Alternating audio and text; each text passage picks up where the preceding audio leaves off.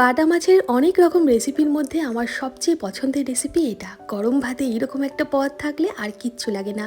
মাছগুলো খুব ভালোভাবে জল পাল্টে পাল্টে ধুয়ে পরিষ্কার করে এতে লবণ হলুদ মাখিয়ে 15 মিনিটের জন্য রেখে দেবো। 15 মিনিট পর কড়াইতে সর্ষের তেল খুব ভালোভাবে গরম করে বাটা মাছগুলো ভেজে নামিয়ে রাখবো।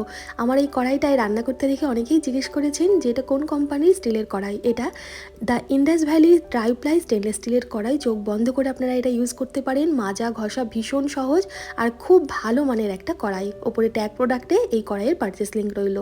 মাছ ভাজা হয়ে গেলে সর্ষের তেলে একটু কালো জিরে কাঁচা লঙ্কা পেঁয়াজ ফোড়ন দিয়ে পেঁয়াজটা হালকা করে ভেজে নেব। পেঁয়াজটা ভাজা হতে হতেই মশলা তৈরি করে নেব। এর জন্য 1 চামচ সাদা সর্ষে, হাফ চামচ কালো সর্ষে, যেই কটা মাছ তার থেকে 2টো বেশি রসুনের কোয়া, পরিমাণ মতন পাকা লঙ্কা, একটু লবণ আর একটু হলুদ দিয়ে প্রথমে শুকনো করে বেটে তারপর জল দিয়ে এটা একটু ঘনভাবে বেটে নিয়েছি। এরপর একটু টমেটোও আমি ভেজে নিয়েছি পেঁয়াজের সাথে। টমেটো গলে গেলে বাটা মশলা দিয়ে মশলাটা খুব ভালোভাবে তেলের উপর কষিয়ে নেব। মশলার থেকে তেল ছাড়লে বুঝতে হবে মশলা কষানো হয়ে গেছে। রসুনের কাঁচা গন্ধটা যখন চলে যাবে তারপর এর মধ্যে গ্রেভির জন্য জল দিয়ে দেব।